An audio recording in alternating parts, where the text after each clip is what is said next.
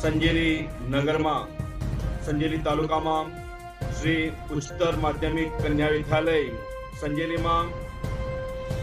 શ્રી નહેરુ યુવા કેન્દ્ર દાહોદ દ્વારા રમતોત્સવ ખેલકૂદનું આયોજન કરવામાં આવ્યું હતું, જેમાં શાળા કક્ષાએ હાયર વિભાગ અને માધ્યમિક વિભાગમાંથી આંતરિક ખેલ સ્પર્ધાનું આયોજન કરવામાં આવ્યું હતું, જેમાં દરેક પ્રથમ વિજેતા ક્રમાંકને ટ્રોફી એનાયત કરવામાં આવી હતી અને દરેકને શિલ્ડ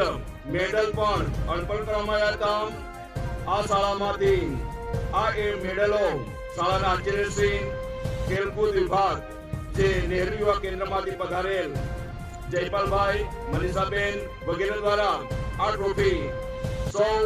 શાળા વતી અને નહેરુ યુવા કેન્દ્ર વતી એનાયત કરવામાં આવી હતી.